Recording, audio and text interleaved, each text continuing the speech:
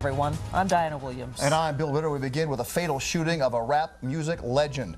The shooting tonight in a recording studio in Queens, taking the life of the man known as Jam Master Jay. But why did it happen? Why him?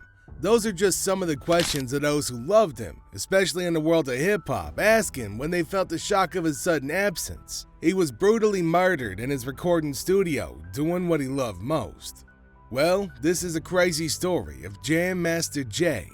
Jason Mizell, known as Jam Master Jay, was born in Brooklyn, New York. His parents were Jesse Mizell and Connie Thompson Mizell, who later changed their name to Connie Mizell Perry. Now, he had two siblings, Marvin L. Thompson and Bonita Jones. From a young age of just 3 years old, Jason started playing the trumpet. Now, he didn't stop there. He also learned how to play the bass, guitar, and drums. He loved performing at his church and even with different bands. But his life changed when he found out about DJing. In 1975, when Jason was 10, his family moved to Hollis, Queens in New York City. Now, it was there at the age of 13 that he got his hands on turntables for the first time and started DJing. He went to high school with Wendell DJ Hurricane Fight, who later became famous for working with the Beastie Boys for 13 years. As a teenager, he got mixed up with a group that broke into houses. But one scary moment with a security guard who had a gun made him quit for good. When he grew up, he often told his friends and family to stay away from trouble. Now, Jason spent some time over in Atlantic City in New Jersey, where he met a trailblazer in DJing, DJ Def Lou Hawk. Now, Lou Hawk showed him how to blend sounds from different tracks smoothly, a skill known as crossfading. Now, Jason was a quick learner thanks to his background in music. And after a year of practicing DJing, he felt ready to perform in front of an audience. He used to call himself Jazzy Jazz back then, and he went to Andrew Jackson High School in Queens, New York City. Now, Jason, who would later become famous as Jam Master Jay, began his music journey by playing in parks and then at bars. He also started hosting small parties in his neighborhood. Now, his skills took a big leap forward when he got his hands on a set of Technics 1200 turntables. With these, he could practice late into the night using headphones, so nobody knew he was awake when he was supposed to be asleep. Becoming a DJ was something that he did because he wanted to be part of a band. Before he joined the legendary group Run DMC, he was a musician who played the bass and drums in various local bands. In 1982, he teamed up with Joseph Run Simmons and Daryl DMC McDaniels right after they finished up in high school, choosing to be their DJ because he saw it as a way to fulfill his dream of being in a band. On the Run DMC album Raising Hell, he showcased his versatility by playing keyboard, bass, and live drums alongside his turntable skills.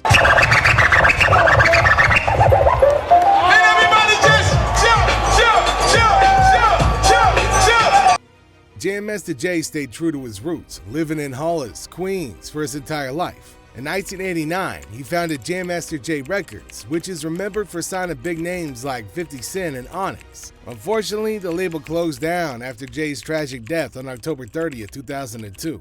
Now, his impact on music and culture is also marked by the Scratch DJ Academy in Manhattan. Founded in the same year that he passed away, the Academy was created to honor his legacy by offering top-notch education and opportunities in the DJing and music production arts. Now, I know what you're asking yourself, right? Who allegedly killed Jam Master Jay? So the day after Jam Master Jay was tragically killed at a recording studio in Jamaica, Queens, detectives dove into the investigation, exploring several leads, including a feud within the music industry and a soured business transaction. According to federal prosecutors, Washington and Jordan burst into Jam Master Jay's Queens recording studio around 7:30 p.m. on October 30th, 2002. After dedicating almost a full day to gathering details, investigators started to form a clearer picture of the horrifying events that unfolded on that Wednesday night. Investigators explored various theories behind Jam Master Jay's tragic murder, including a possible grudge linked to one of his proteges, Curtis Jackson, known professionally as 50 Cent.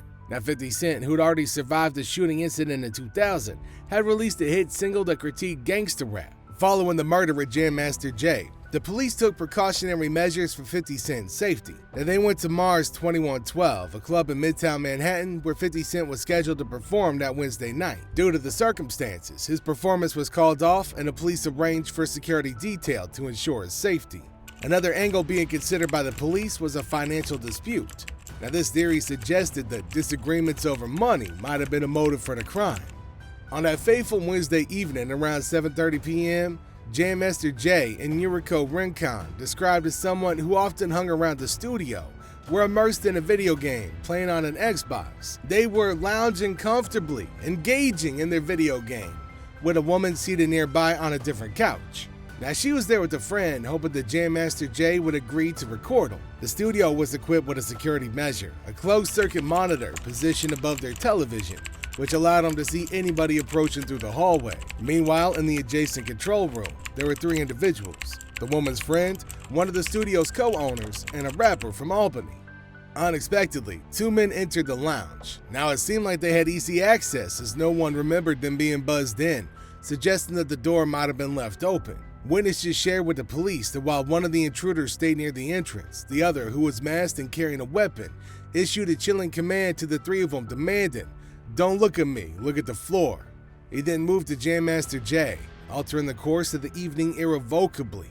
The tragic moment unfolded with devastating closeness, as the gunman fired a shot right behind Jam Master Jay's left ear. The closeness was such that powder burns were left on the music producer's shirt, a silent witness to the proximity of the assailant. The bullet mercilessly passed through his head.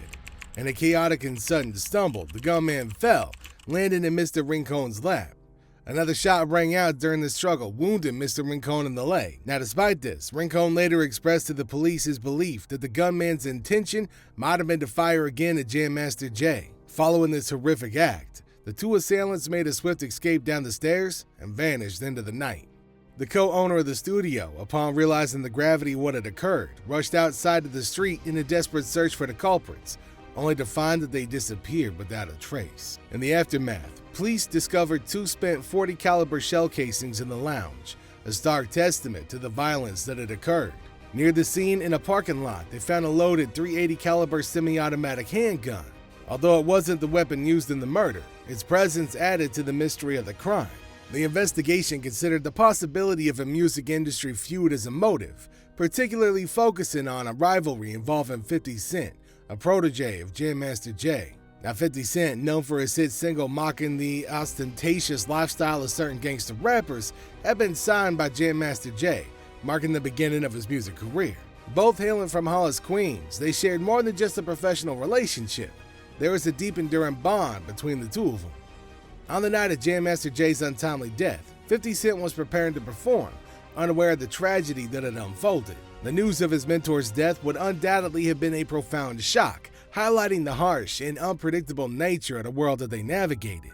This event not only robbed the music world of a pioneering talent, but also echoed the loss felt by those who knew Jam Master Jay personally, underscoring the senselessness of violence in the music industry and beyond. Prosecutors have said that Jam Master Jay was involved in a big drug operation. They say from 1996 to 2002, he helped bring a lot of cocaine into New York City. In July of 2002, he got about 10 kilos of cocaine to sell from somebody in the Midwest. Now, he and some partners were supposed to sell it in Maryland, but there was a big argument between Jam Master Jay's team and some of the people involved, leading him to decide that one of his guys, Washington, wasn't going to be a part of the deal anymore. After this fallout, Washington and another guy, Jordan, who lived near Jam Master Jay and also tried rapping, decided to plan something terrible against him.